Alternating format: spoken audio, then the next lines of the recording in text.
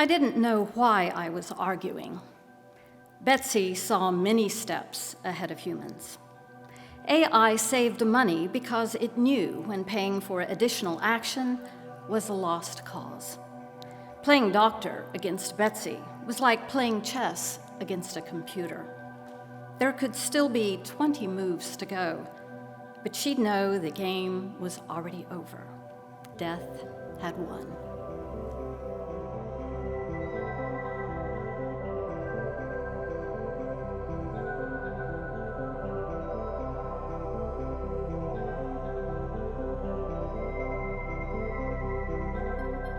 Science fiction's been a huge part of my life.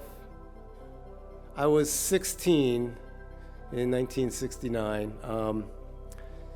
I looked forward to every Friday night because I would watch Time Tunnel at 8 and Star Trek at 9. Now there's two things you can infer by that, being 16, spending every Friday night watching Time Tunnel and Star Trek.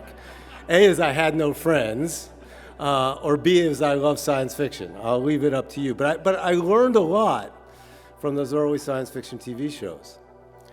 I learned from Time Tunnel that if I really went back into time, and I didn't stutter when I first met Diane Scharf, and she actually accepted my invitation to the prom, and I went back in time and changed all that probably would have totally messed up the time-space parallax, and the whole universe would have changed. So it made me feel a lot better about that. I learned that maybe someday I could, if I ever became Captain Kirk, I could just say a few inspirational words and everybody working under me would scurry around and do exactly what I said. Well, I clearly learned at Jefferson that doesn't happen. Or as Captain Picard would say, make it so. And it took me about $160,000 in tuition at Wharton to realize there's a lot more to leadership than just that. And speaking of Wharton, back then you had to do an MBA thesis. And they were, Wharton in the 1990s was a very, very analytic MBA program. And while others were doing theirs on hyperinflation in Argentina, or how Marxism and modern monetary theory go hand in hand, I did mine on the difference in management styles between Captain Kirk in Star Trek, the original series, and Captain Picard in Star Trek Next Generation. The dean at that time, Tom Garrity, said, "Are you kidding?" I said, "No, I'm not." And actually, it's still out there in Wharton. It's something, you can do something really weird as long as it's done well. And the spoiler alert is, Captain Kirk was a visionary leader that didn't like to manage. And Captain Picard was a great manager that didn't like to do all the sort of visionary stuff that you had to do. But then I fell in love. There was Star Wars. I watched the original Star Wars 10 straight times on 10 straight days in the summer of 1977.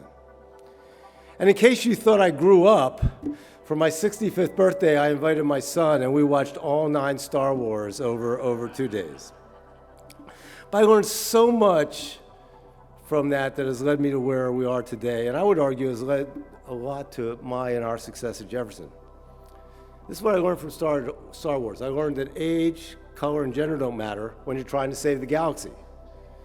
Women, men, and even unexplainable species were essential, and the deciding factor was the direction of the Force and the willingness to be of service. The one quote that I always remember is not to let impossible odds hold you back. Do you remember that one? C-3PO, they're going through the asteroid field. Sir, the possibility of successfully navigating the asteroid field is 3,720 to 1. Han, never tell me the odds. How many times, for those of my cabinet members here, how many times have I told you never tell me the odds? Never tell me the odds of getting Abington, never tell me the odds of merging with a design university, never tell me the odds. I learned that you should always have 5 people under you that think they can do a better job than you and 3 that are right. And in Star Wars, whether it was a droid or Chewbacca or Han, the rogue loner pilot, Luke and Obi-Wan surround themselves with smart, independent, sometimes stubborn family that could fight it out but believed in the Rebel Alliance. Come to one of my cabinet meetings and you'll see that. And then I learned that sometimes it's better to regroup if things aren't working. There was a great C-3PO quote when R2 was getting beat up by the Wookiee. I suggest a new strategy, R2, let the Wookiee win. Sometimes you have to, but the most important lesson I learned was from Yoda. and you all remember this, do or not do, there is no try. It's essential that we believe, or that is why you fail. And I've said this a lot in almost every talk I give. Healthcare has really underperformed. We have a Star Wars technology in how we handle with individual patients in a Fred Flintstone healthcare delivery system. And we do a lot of things, we end up in the same place. I don't use a science fiction quote, I use an NBA quote. When Jason Kidd went over to the Dallas Mavericks, he said, I'm going to turn this team around 360 degrees. We do a lot of turning things around 360 degrees. So, but what's interesting about this, all this led to the beginning of my academic career. For those of you who know anything about my career, I started my career as a DJ, and then I went into community medicine. I started an OBGYN practice. And through a series of events, I got into the academic entities. And in 1997, I started a company using Sharp. If you remember, the company Sharp had PDAs to collect OBGYN residency data. And the Council for Resident Education in OBGYN, CREOG, and the American College of OBGYN, ACOG, asked me to give a main stage presentation in Dallas. I'd never done anything academically.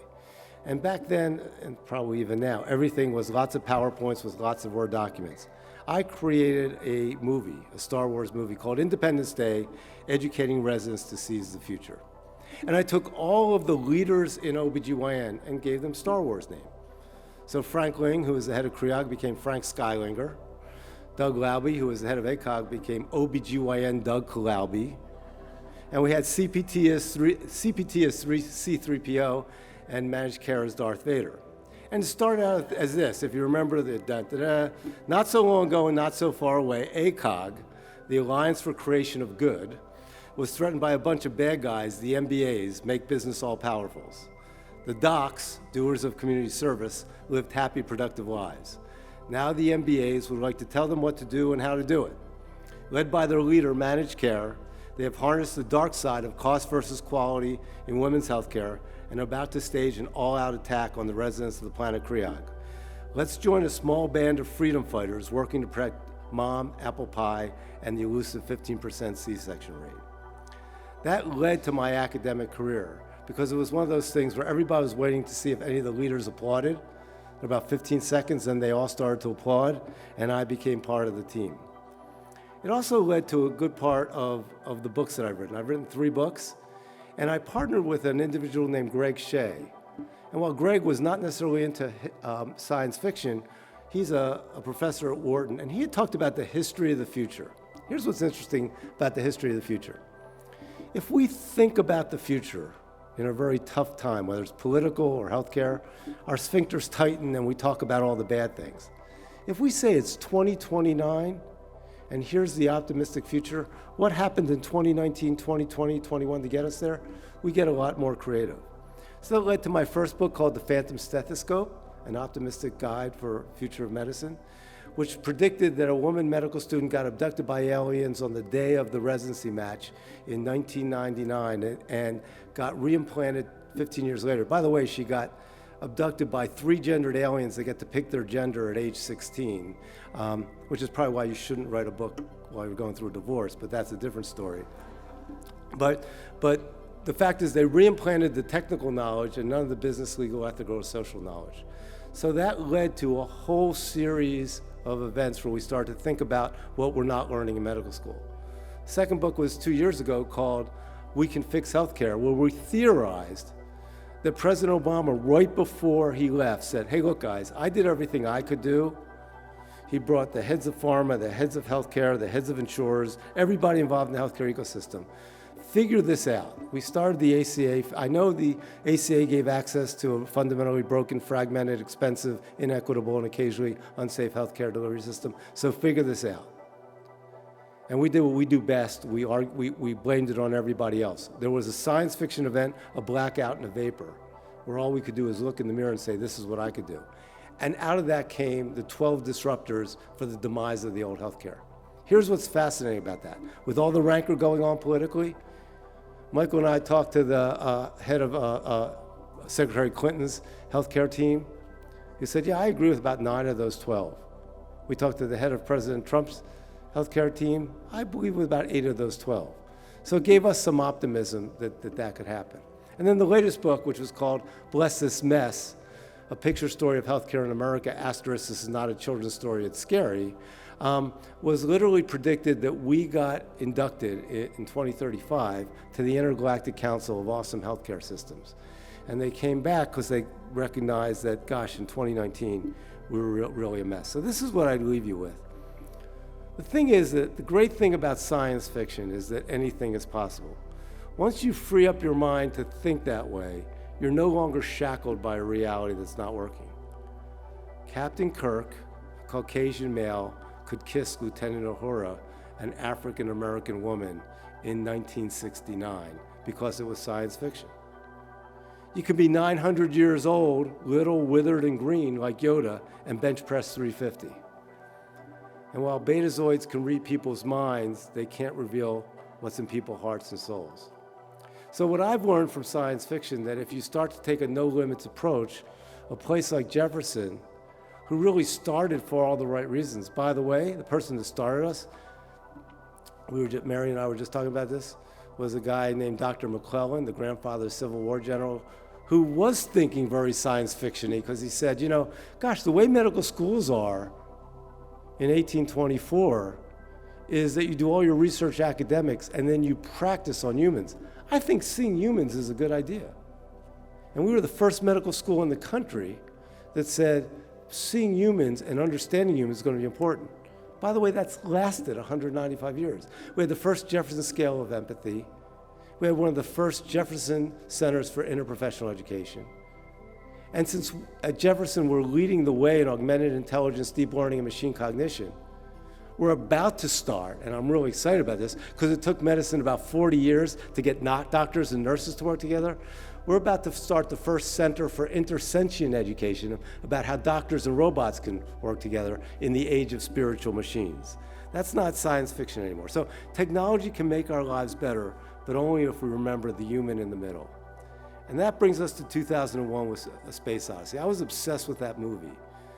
I'm a geek, and I was involved, I have to admit, in the What Happened to Dave chat rooms and Who Messed with Hal chat rooms. But what I took from that movie is that in order for us to continue to refresh our humanness, we need to reflect on our past, present, and future. And that's why Colleen and I were so happy to give this gift to spur others' creativity, because I don't ever expect to go back in the past and get Diane Sharp to change her mind and take me to the prom.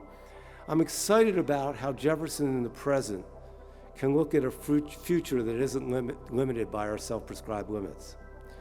So what I'd leave you with is a few Star Wars and Star Trek quotes. May the Force be with all of you. As Jean-Luc Picard said, live now, make now always the most precious time, now will never come again. As Spock said, computers make excellent and efficient servants, but I have no wish to serve under them. And what Kirk said is, they used to say that if men were meant to fly, we'd have wings, but we did fly. We discovered we had to. So this is what I would tell you.